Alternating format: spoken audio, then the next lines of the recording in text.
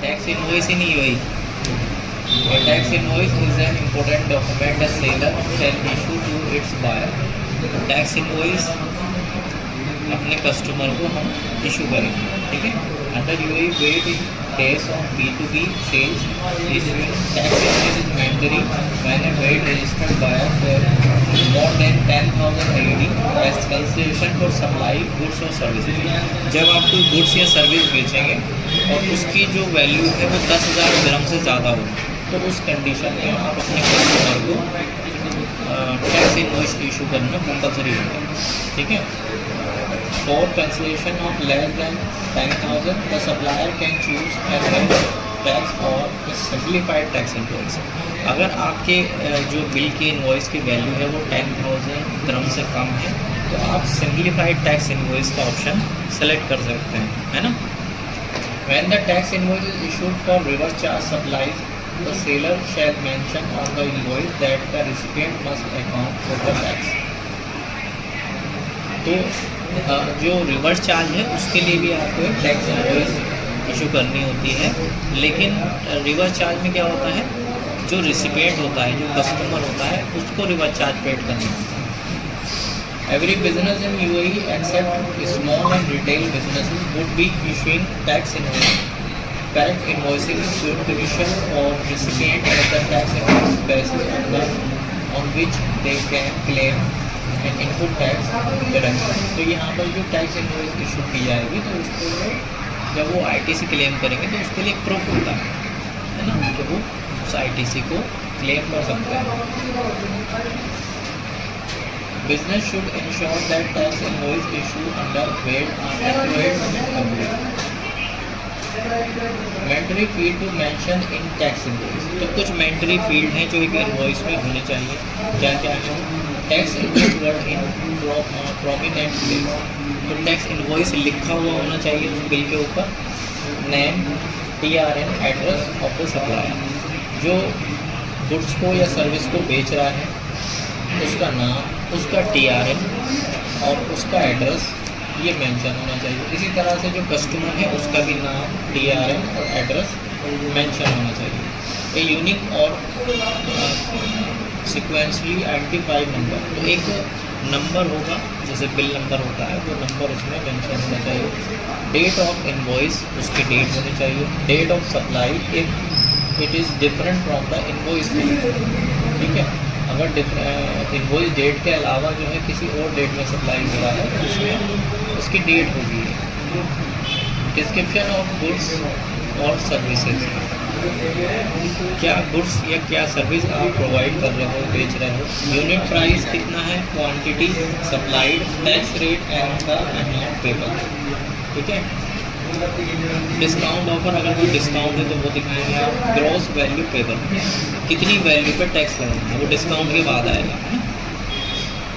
उसके बाद wait amount payable, जो वेट है उस अमाउंट का जो कि मतलब कितना आपका वेट कितना है वो आप उसको दिखा के शो करना है आपको बिल में।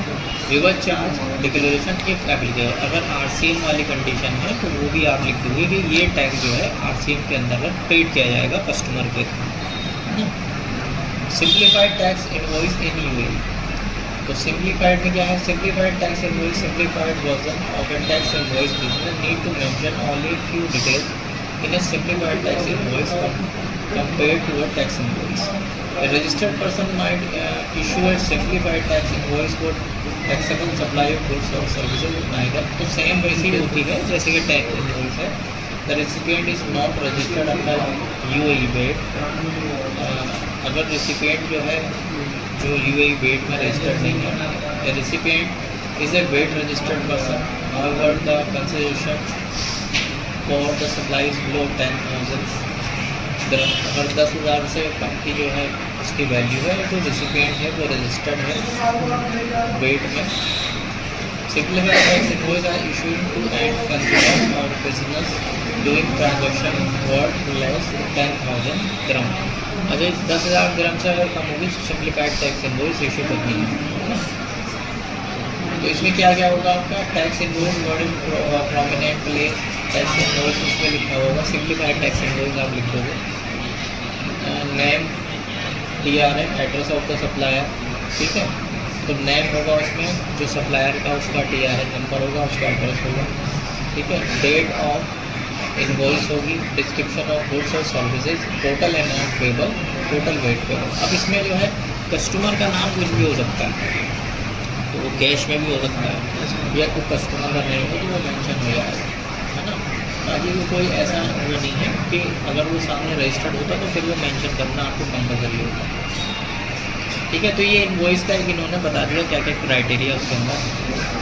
वेट रेट लिस्ट इन UAE, तो ये वेट रेट लिस्ट है इसके अंदर। तो स्टैंडर्ड वेट जो है 5% ही है दुबई में।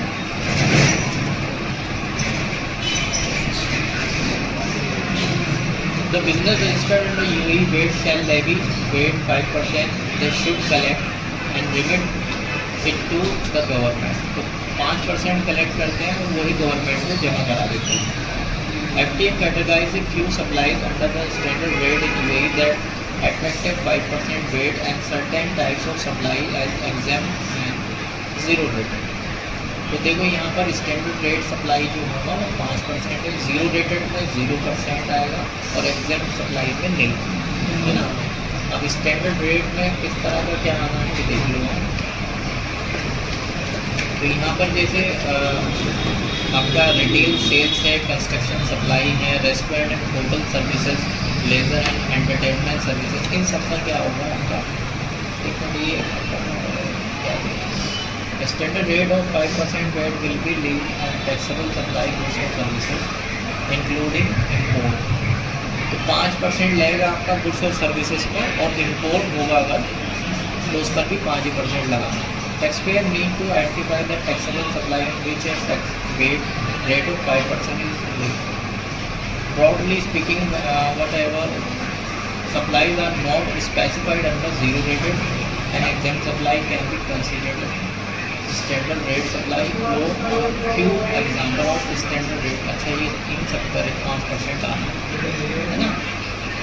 Zero rated supply, zero VAT रहेगा इस पर, even no VAT is collected on zero rated supply, still you must charge VAT 0% in the invoice. Also in case of zero rated supply the supplier can recover the input VAT incurred on purchase from making zero rated supply।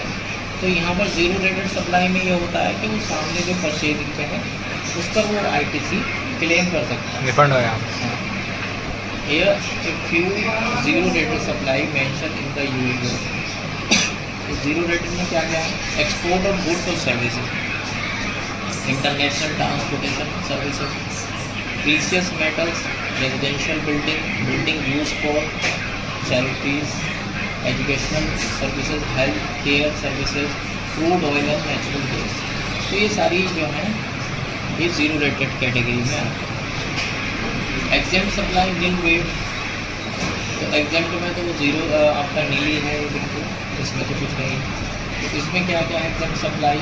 Specified financial services, residential building which do not fall under zero rate, जो zero rated में नहीं आती है उस तरह की residential building, bare land, local passenger transport, ये सब आपके एग्जेम्प्ट में।